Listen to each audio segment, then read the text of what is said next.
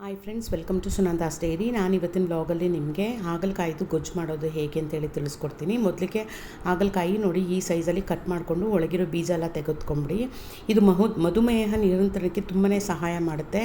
ಹಾಗಲಕಾಯಿ ರಕ್ತದಲ್ಲಿನ ಸಕ್ಕರೆ ಮಟ್ಟವನ್ನು ಕಡಿಮೆ ಮಾಡಿ ಇದು ಇನ್ಸುಲಿನ್ ಉತ್ಪತ್ತಿಗೆ ತುಂಬಾ ಸಹಾಯ ಮಾಡುತ್ತೆ ಮತ್ತು ಇದು ಅಜೀರ್ಣ, ಪಿತ್ತ, ಗ್ಯಾಸ್ಟ್ರಿಕ್ ಸಮಸ್ಯೆಯನ್ನು ಕಡಿಮೆ ಮಾಡುತ್ತೆ ಮತ್ತು ಹಾಗಲಕಾಯಿ ರಕ್ತವನ್ನು ಶುದ್ಧಿಗೊಳಿಸಲು ಸಹಾಯ ಮಾಡುತ್ತೆ ಮತ್ತು ಚರ್ಮ ರೋಗಕ್ಕೆ ತುಂಬಾ ಒಳ್ಳೆಯದು. ಇದು ಫಸ್ಟ್ ಇದನ್ನು ಕಟ್ ಮಾಡ್ಕೊಂಬಿಟ್ಟು ಒಂದು ವಾಮ್ ವಾಟರಲ್ಲಿ ಒಂದು 1/4 ಚಮಚದಷ್ಟು ಅರಿಶಿನನು, ಒಂದು ಅರ್ಧ ಚಮಚದಷ್ಟು ಉಪ್ಪನ್ನು ಹಾಕ್ಕೊಂಡು ಇದನ್ನು ನೆನೆಸ್ಬಿಡಿ. ಹಾಗಲಕಾಯಿನ ಅದರಲ್ಲಿ ನೆನೆಸ್ಬಿಡಿ. ಒಂದು 20-25 ನಿಮಿಷ ನೆನೆಸಿದ್ರೆ ಸಾಕು.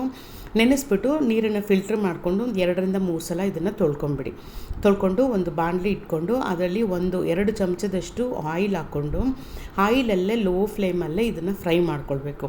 ನೀವು ಎಷ್ಟು ಲೋ ಫ್ಲೇಮಲ್ಲೇ ಫ್ರೈ ಮಾಡ್ಕೊಳ್ತೀರೋ ನಿಮ್ಗೆ ಅಷ್ಟು ಕಹಿ ಕಡಿಮೆ ಆಗುತ್ತೆ ಇದು.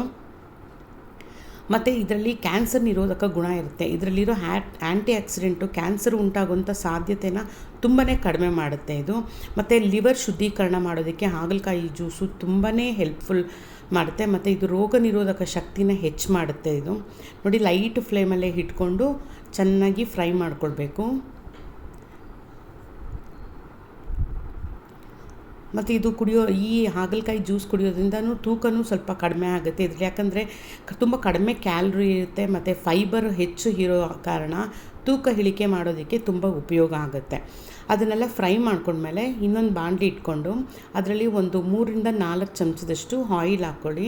ಆಯಿಲ್ ಹಾಕ್ಕೊಂಡು 1 ಚಮಚದಷ್ಟು ಉದ್ದಿನಬೇಳೆ, 1 ಚಮಚದಷ್ಟು ಸಾಸಿವೆ, ಇದಿಷ್ಟು ಹಾಕಿ ಚಟ್ಪಟ ಆದಮೇಲೆ ಕರಿಬೇವು ಹಾಕ್ಕೋಬೇಕು. ಸ್ವಲ್ಪ ಕರಿಬೇವು ಹಾಕ್ಕೊಂಡು ಫ್ರೈ ಮಾಡಿಕೊಂಡು ಒಂದು ದೊಡ್ಡ ಈರುಳ್ಳಿ ಸಣ್ಣಗೆ ಕಟ್ ಮಾಡಿಕೊಂಡು ಅದನ್ನು ಹಾಕಿ ಫ್ರೈ ಮಾಡ್ಕೊಳ್ಳಿ.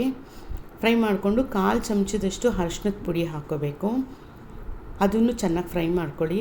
ವಾರದಲ್ಲಿ 1-2 ದಿನ ನಾವು ಮಾಡಿಕೊಂಡು ಹಾಗಲಕಾಯಿ ಗೊಜ್ಜೋ ಅಥವಾ ಜ್ಯೂಸೋ ಮಾಡ್ಕೊಂಡು ಕುಡಿದ್ರೆ ತುಂಬಾ ಆರೋಗ್ಯಕ್ಕೆ ತುಂಬಾ ಹೆಲ್ಪ್ಫುಲ್ಲು. ಸ್ವಲ್ಪ ಕಹಿ ಅನ್ನಿಸ್ಬಹುದು, ಆದರೆ ತುಂಬಾ ಹೆಲ್ಪ್ಫುಲ್ಲು. ಈರುಳ್ಳಿ ಫ್ರೈ ಆಗಿದ ತಕ್ಷಣ 1 ಟೊಮೆಟೊ ಹಾಕ್ಕೊಂಡು ಫ್ರೈ ಮಾಡ್ಕೊಳ್ಳಿ. ಚೆನ್ನಾಗಿ ಫ್ರೈ ಆಗಿದ ತಕ್ಷಣ ಟೊಮೆಟೊ ಸ್ವಲ್ಪ ಸ್ಮ್ಯಾಶ್ ಆಗಿದ ತಕ್ಷಣ ಹಾಗಲಕಾಯಿ ಹಾಕ್ಕೊಂಡು ಫ್ರೈ ಮಾಡ್ಕೊಳ್ಳಿ. ಫ್ರೈ ಮಾಡಿಕೊಂಡು ಮತ್ತು ನಾರ್ಮಲ್ ಸಾಂಬಾರು ಪೌಡರೇ ನಾನು ಹಾಕ್ಕೊಂಡಿರೋದು 1 ಸ್ಪೂನಷ್ಟು ಸಾಂಬಾರು ಪೌಡ್ರ್ ಹಾಕ್ಕೊಂಡಿದ್ದೀನಿ. ಅದು ಚೆನ್ನಾಗಿದ ಒಂದಕ್ಕೊಂದು ಹೊಂದ್ಕೊಂಡ್ಮೇಲೆ ಅರ್ಧ ಗ್ಲಾಸಷ್ಟು ನೀರು ಹಾಕ್ಕೊಳ್ತೀನಿ. ನೀರು ಹಾಕ್ಕೊಂಡು 2 ನಿಮಿಷ ಕುದಿಯೋಕೆ ಬಿಟ್ಬಿಟ್ಟು ಲಿಡ್ಡನ್ನು ಕ್ಲೋಸ್ ಮಾಡಿ ಇದನ್ನು ಬಿಟ್ಬಿಡಬೇಕು. 10 ನಿಮಿಷ ಚೆನ್ನಾಗಿ ಬೆಂದ್ಬಿಡುತ್ತೆ. ಅದಕ್ಕೊಂದು ಸ್ವಲ್ಪ ಉಪ್ಪನ್ನು ಸೇರಿಸ್ಕೊಂಡು ಬೇಯಕ್ಕೆ ಬಿಟ್ಬಿಡಬೇಕು. ಇದು ಚೆನ್ನಾಗಿ ಬೆಂದ ಮೇಲೆ ನಿಮ್ಗೆ ಇಷ್ಟರಲ್ಲೇ ಕಹಿ ಹೊರಟೋಗ್ಬಿಟ್ಟಿರುತ್ತೆ. ನಿಮ್ಗೆ ಆದರೂ ಒಂದು ಸ್ವಲ್ಪ ಕಹಿ ಅಂತ ಏನಾದರೂ ಅನಿಸಿದ್ರೆ ನೀವು ಒಂಚೂರು ಒಂದು ಸ್ಪೂನ್, ಇಲ್ಲ ಅಂತಂದರೆ 1 ಸ್ಪೂನಷ್ಟು ಸ್ವಲ್ಪ ಬೆಲ್ಲ ಹಾಕ್ಕೋಬೋದು. ಫ್ರೆಂಡ್ಸ್, ನಿಮಗೆ ಈ ವಿಡಿಯೋ ಇಷ್ಟ ಆಗಿದೆ ಅಂತ ಅಂದ್ಕೊಳ್ತೀನಿ. ನಿಮ್ಗೆ ಇಷ್ಟ ಆಗಿದರೆ ದಯವಿಟ್ಟು ಲೈಕ್ ಮಾಡಿ, ಶೇರ್ ಮಾಡಿ, ಮರೀದೆ ನನ್ನ ಚಾನಲ್ನ ಸಬ್ಸ್ಕ್ರೈಬ್ ಮಾಡಿ ಫ್ರೆಂಡ್ಸ್.